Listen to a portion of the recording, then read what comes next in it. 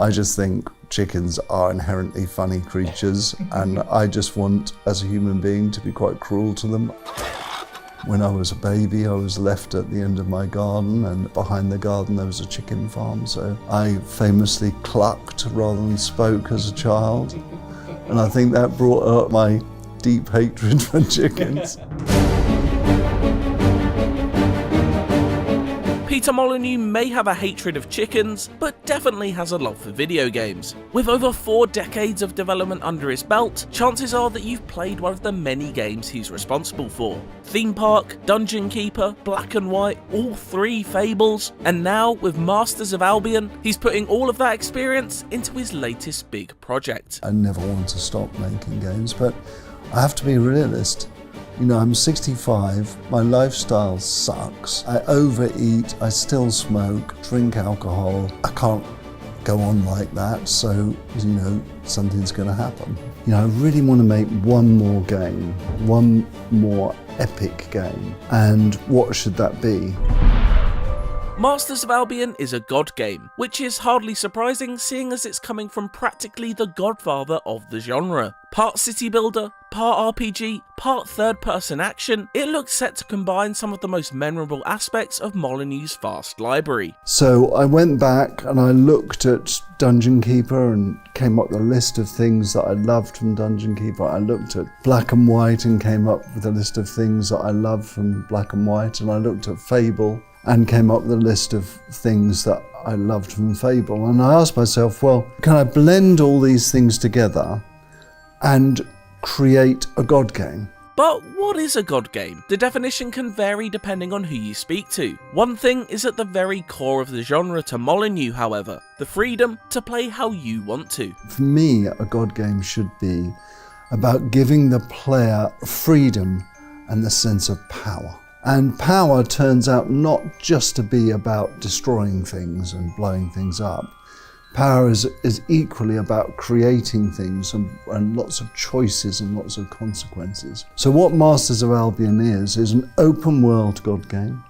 An open world god game where you're free to approach the problems that the narrative and the story throw up against you in any way you want.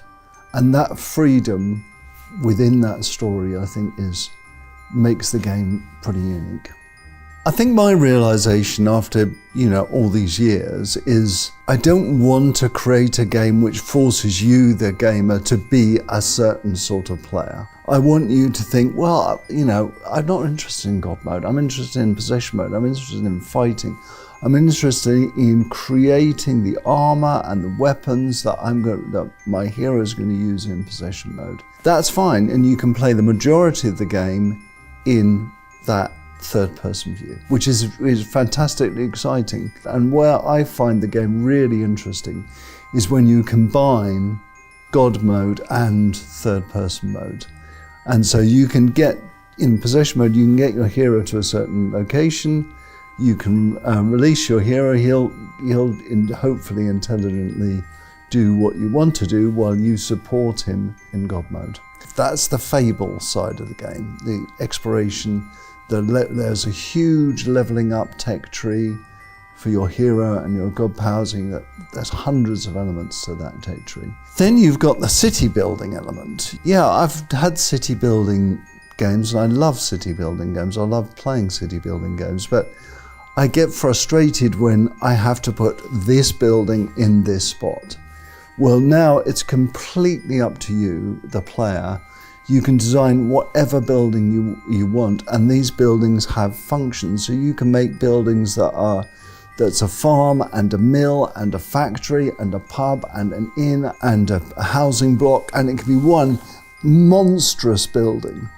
But be careful, the more you put things together, the more you stress those buildings, the more pollution they cause, and the whole landscape will morph to reflect the pollution you've got. So there is a complete city building game in there, and because we've got this very simple mechanic where by day everything's peaceful, you can explore, you can plan, you can build, you can create, and then by night everything will attack everything you own, and you can own more than one of these villages. So you can You know, you can build turrets and castles and you can defend your town like that, or you can level up your hero. You know, I really want people to play this game in their way.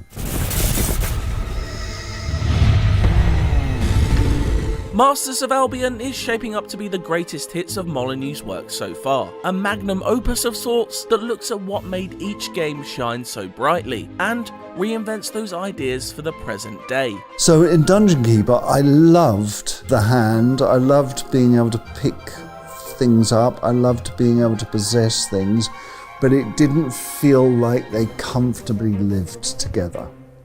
You know, especially the possession mode. But what I really loved was building something and then something coming and attacking the thing I built. So what I decided to take is possession mode, but take it in a way that improves and enhances it, makes it meaningful and deep.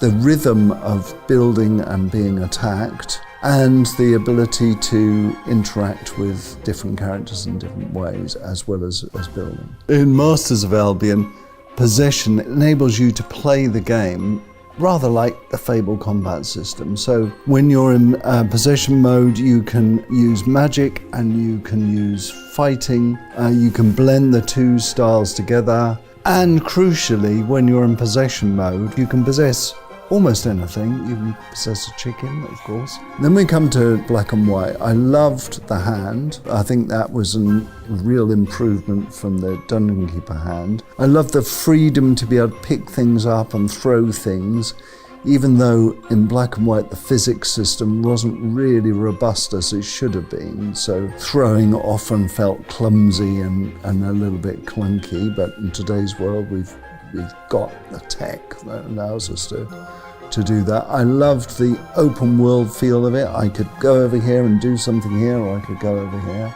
and do something here. And I loved the minimalist interface. Those are my big three features. I think we can do a lot more with the hand. I think the hand can be a lot more than just picking things up. I think we can enhance it. We can make people feel really powerful with the hand, and we can make people feel creative. And then we've got Fable, the narrative line, the epic story. I definitely loved that. I definitely want to be inspired by that. The way that Fable laid out its story in this golden line, that everybody experienced certain points in that golden line, but how they got between those points was maybe a little bit different. I think we could take that and we can really enhance that and make that even more meaningful. I loved the humour. I adored the humour. I loved everyone called it British humour, but it was more humour invented by the player as much as it was by that. So we're going to take the narrative, we're going to take the tech tree, the experience tree, we're going to take the open world of Fable 2 and Fable 3 and the grand scale of the narrative. And in exploring this vast land of Albion, is inspired by Fable, which was inspired by Old England, there are many, many places to explore. It's an interesting universe that Fable touched upon, and really, I think Albion in Masters of Albion extends and expands that, but it's not actually, Fable 5 or anything like that. But if you played Fable, then definitely Masters of Albion will be familiar to you. But what of Albion itself? Ever since its acquisition of Molyneux's Lionhead Studios in 2006, Fable and its fairy tale setting have belonged to Microsoft. So should Molyneux be concerned about this potential copyright issue? I don't know. If I'm honest, I don't really know. I hope so. I mean, you would think that of the responsible person I should be, I would have spent the last 6 months in lawyers' offices, but it's like saying if you set a game in America, you can't set any other game in America. So Albion can't be copyrighted because it's the name for England and Wales, and that's how we get away with it. The road to Masters of Albion's completion is a long one yet then, but it's a promising one, and could signal a return to form for one of game's most prolific developers. Hopefully we'll find out more, and to what extent we're able to terrorise its population of chickens soon. For more on Masters of Albion, check out the reveal trailer, and for everything else, stick with IGN.